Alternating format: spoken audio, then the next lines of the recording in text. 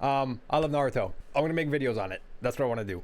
So we're gonna talk about chapter 13, the end of chapter 12. What could be happening as the story goes on. And in order to do so, I'm gonna talk about what happens at the end of chapter 12. So in chapter 12, they find out what a soul thorn bulb is. Boruto uses his Rasengan, I just butchered that, Rasengan Uzehiko, which is so cool. He uses it to take out Hidari, which is the Shinju using Sasuke's chakra, because he wants to save Sasuke, obviously. So in order to do so, apparently, you must kill the Shinju or take him out completely, and this thing manifests afterwards. It's a bunch of dust swirled around, and the soul thorn bulb is what they're calling it, appeared. So he grabs it. He states he's got to use it to save his master, which is Sasuke. But then the soul thorn bulb flies off after Boruto is attacked. He is shot from a long distance by Jura using like a tail beast bomb from his Renegon, and so he knocks him out. He was distracted by the worst character. Boruto was being distracted by Kawaki, and so he gets hit in the chest, and he drops the soul thorn bulb, and Sarada is right there. She's right there freaking out, and she realizes what Boruto said. She was like, she knows it's used to save Sasuke, her dad. So she goes to get the soul thorn bulb. She reaches for it, she jumps at it, and it flies off after she is hit in the arm by Jura, just like he shot Boruto. And so the soul thorn bulb flies off, and guess who has it? Jura, who is a Shinju. He's getting ready to take out Boruto because he's realizing that he knows too much. Boruto knows too much. We don't yet know. It's not yet revealed how Boruto knows so much, how he knows about the soul thorn bulb, how he knows how to help the people who are in the trees. All that is revealed. How he knows it is revealed in chapter 13. And that is how chapter 12 ends. And chapter 13 begins with Jura readying another attack to finish off Boruto, like I said. It's so good, man. It's so good. This is probably my least favorite chapter so far. But it's so good. So as he's readying his attack, Bug, the Shinju for Bug, using one of the claw marks on Jura, which like their clothes are made of the material or whatever it is that the claw marks are made of, their clothes are. So Bug pops out, and he notices a soul thorn bulb, and apparently it can go bad. They gotta bring it back to revive Hidari before it'll go bad. So they bring it back to their hideout, their HQ, whatever it is, and the divine tree is there with this big box that is also just like the claw marks. They can travel in and out of it to different locations, and they place a soul thorn bulb on the box, and you see branches of the tree coming into contact with the soul thorn bulb, and Hidari is revived. During this time, Boruto is passed out, but it's a flashback sequence to him coming in contact during the time skip with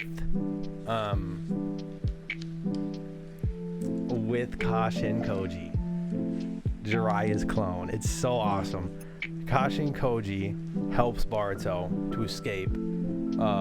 He was basically cornered by a bunch of ninja that he didn't want to have to kill because he's not a bad guy, right? But the whole world, thanks to omnipotence, the whole world thinks that he killed the Hokage. So they're going after him. So he's cornered. Kashin Koji comes, and he's like, Boruto's confused. Basically, a toad presents itself before Boruto. Kashin Koji is speaking through the toad, and he's like, touch the toad, I can reverse summon you to where I am, we can talk here, blah blah blah. It's Orochimaru's hideout, one of them. Maybe Orochimaru will be introduced later on. He wasn't introduced this chapter, but if they bring him into the story somehow, or I don't know. It's like, I don't know. That'd be so cool. But Kashin Koji has been hiding out using Orochimaru's multiple hideouts. He has them all over the place. This guy's paranoid. Because omnipotence affected Kashin Koji, Boruto's like, what's going on? Do you know who I am? And Kashin Koji kind of confirms. He's like, you are Boruto Uzumaki, right? Because right now the whole world thinks he's just Boruto. No Uzumaki. Everyone thinks Kawaki is Naruto's son. This whole part of this chapter, it's a lot of exposition. It explains how Boruto got so skilled within the time jump, how he knows all these jutsu, how he knows flying Raijin. It kind of does a soft explanation of all that through exposition, which we needed, because this whole time we're like, what did this guy do? He was like, his power far surpasses Kawaki's at this point. He's the only one that can fight the Shinju, realistically, and they'll, Himawari with Kurama, like that was one of my favorite chapters. Himawari and like the Kurama, oh my god, so good. But as of this point, with Kashin Koji's help over the time skip, with this ability that he reveals to Boruto, the 10 Paths Shinjutsu, I believe is what it's called. It lets him see all possible futures. And he basically tells Boruto that using this ability, he can see all possible jutsu that Boruto will learn in the future. And he can tell him about them now, helping him to learn all these possible jutsus that he could possibly learn in the future. And apparently there's no paradox because he's only telling him, he's not showing him, something along those lines. He's only relaying the information. So there's no time paradox.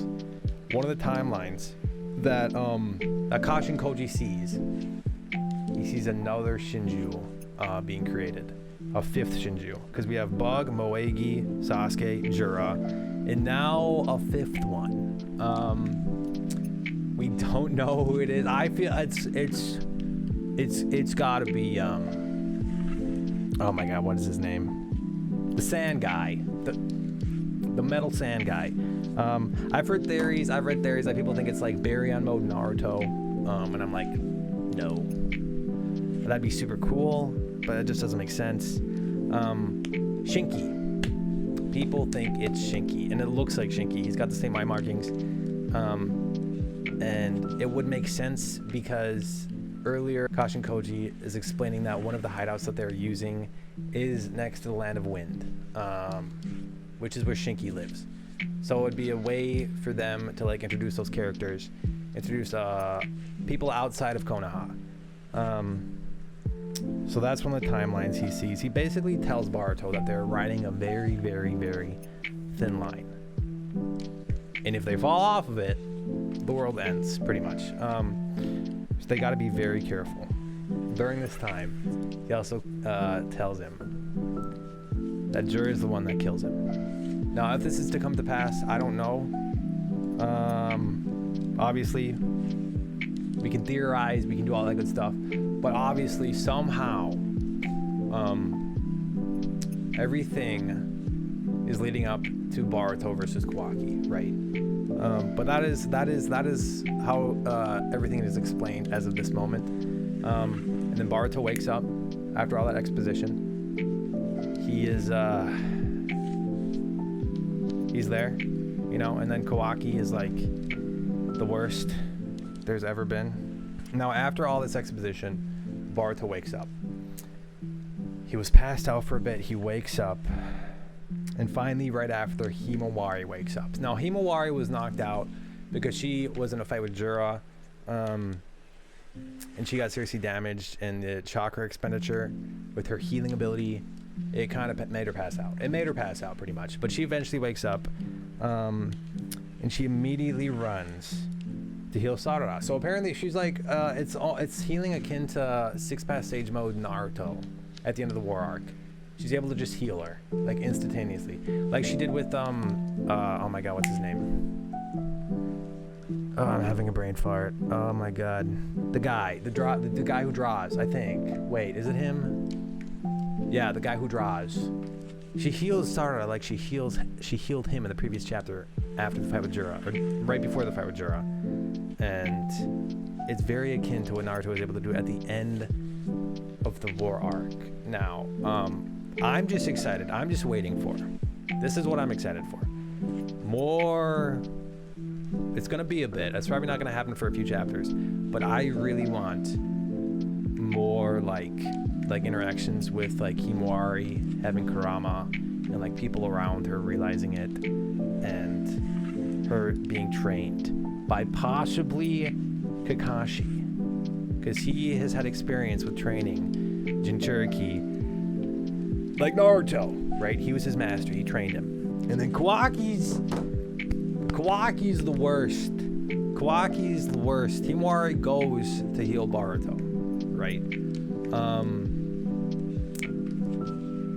And then Kawaki's like, no, don't go over there. Stay back. We gotta put him in handcuffs first. That suppresses chakra and his abilities and stuff. And it's just like, dude, he's the only one that can fight these people. You're gonna put him in handcuffs? What if they come back, like tomorrow? What are you gonna do, huh? And Konohamaru agrees with him, because these two are the worst. Kawaki then finds a toad after they handcuff Boruto with jutsu suppressing handcuffs. Kawaki grabs the toad that Kashin Koji was using to communicate to Boruto with Boruto. Kashin Koji was using to communicate with Boruto. And it disappears. I'm assuming like Kashin Koji like reverse summoned it or whatever it is. And it cuts back to the Shinju hideout with them reviving Hidari. So they cut back. Obviously, Jura retreated because they need to save the Soul Thorn Bulb, or the Thorn Soul Bulb. What is it called?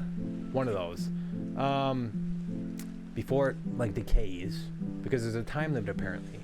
So they place it on the black box, and then branches of the divine tree reach out, and Hidari's are revived. So Hidari's back.